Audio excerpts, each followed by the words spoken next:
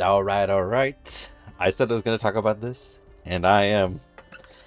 I'm here to talk about surviving the game as a barbarian, which is a fun little isekai that is a manhwa.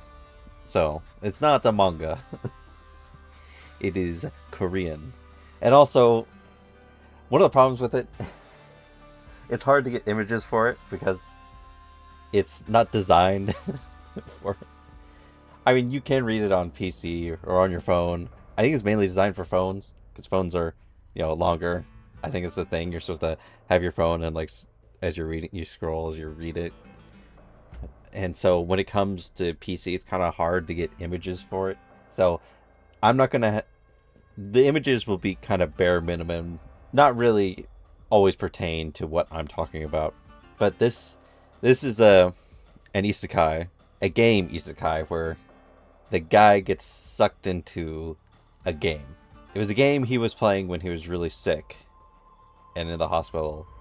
And so he started playing it. But the interesting thing is, he was playing unpatched version of the game. And so for him, the game was harder when he played it. And later on, you'll see that it turns out for everyone else, because there are other people who are trapped within this game that he runs into. In fact, he actually has to kill a couple of them. So that happens.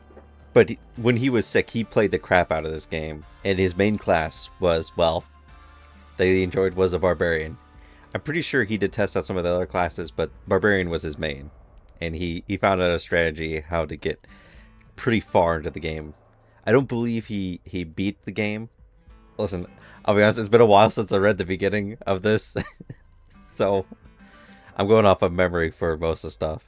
But basically how this world is set up, there's basically, the main focus is around this town and the dungeon.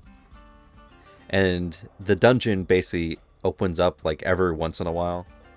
Like, imagine like, I think it's like basically almost like once a month it opens up. I say like a week, maybe more than that. I think it's a little more than a week. It stays open, and so people go in and get stuff out of the dungeon and then come back. And so that's how the game is set up. It makes me think of. Have you guys ever played Fate? It's basically like that, where there's a town set up around a dungeon.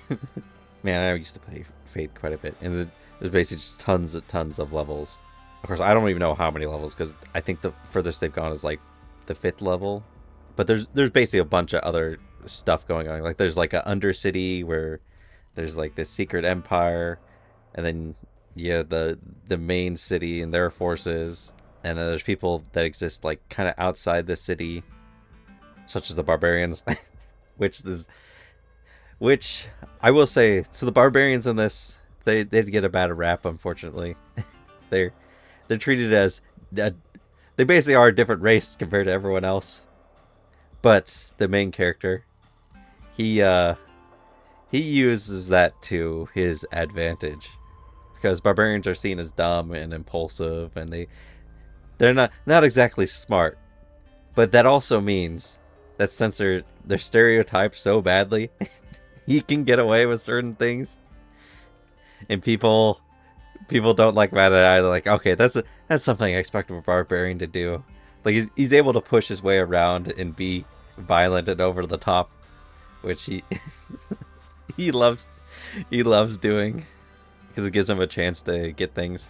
But the thing is, though, in this world they have things called evil spirits, which he basically is. It's kind of a self-fulfilling prophecy that these evil spirits, when they're outed, people end up killing them. But the thing is, when they try to kill them, of course, the person you're trying to kill is going to fight back, right? And so it kind of just like self-fulfills itself, where it's like, they're evil spirits, they're going to kill us, so we got to kill them. And so it's like, yeah, of course they're going to fight back and kill you more than likely. And so it's bad getting outed as a person not from their world. And unfortunately, he runs into quite a few people who are like him. Like there was a guy he spawned in with who got outed as an evil spirit because he was like, "What the hell's going on?" While the main guy just like stood there like, "Oh, don't say anything, don't say anything." And so the barbarians just killed the guy immediately. But surprisingly, he himself has been outed as the evil spirit by the chief of the barbarians. But the barbarian chief is like, "That's okay, because you're actually helping the barbarians out by doing all these crazy stuff, so I'll let it slide."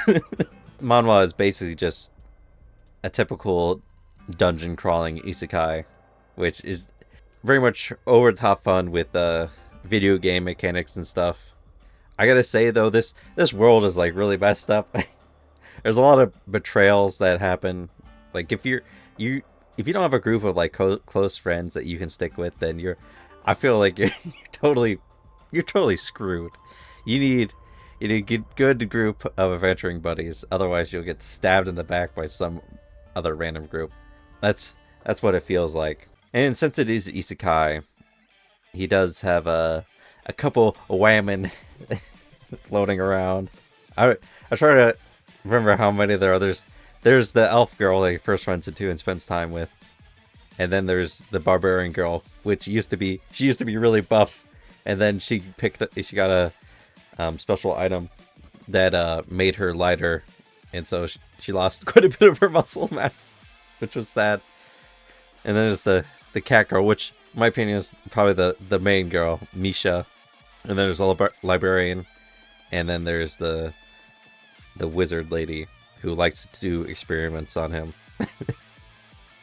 They didn't make a deal with.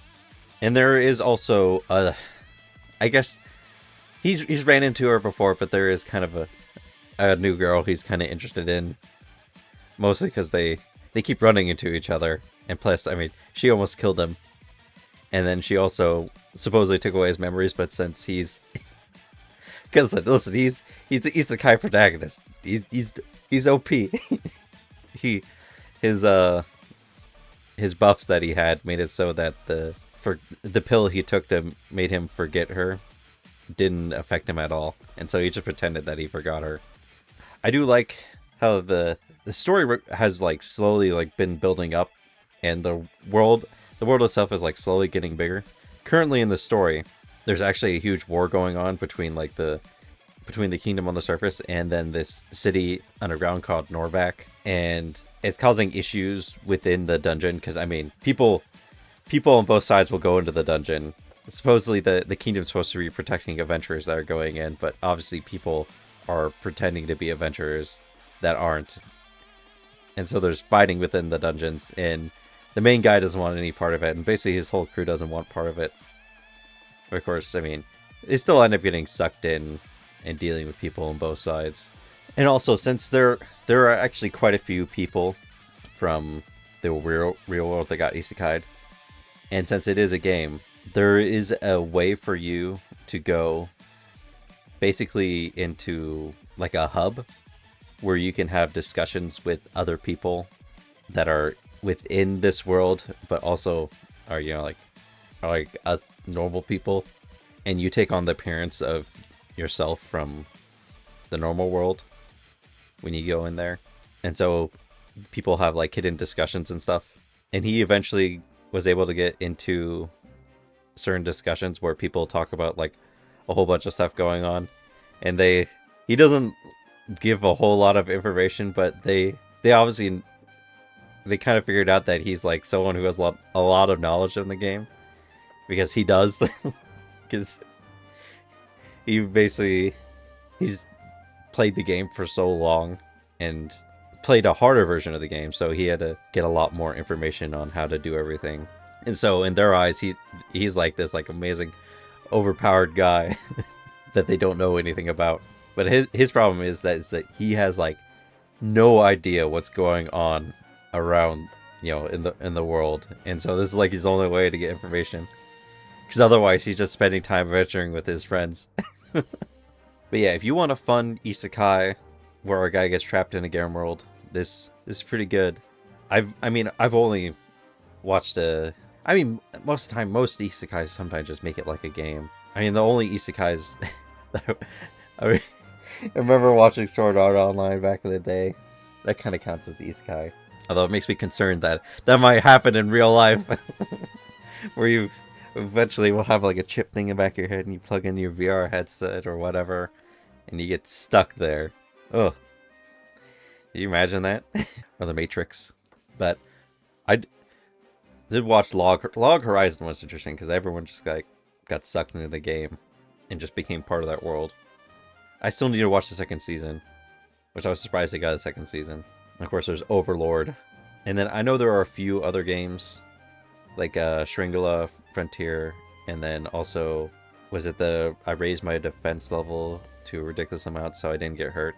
Both those are like set in a game, but they're like, it's basically people playing a game. So you're basically watching, it's like watching a YouTuber play a game, is what I think in my head.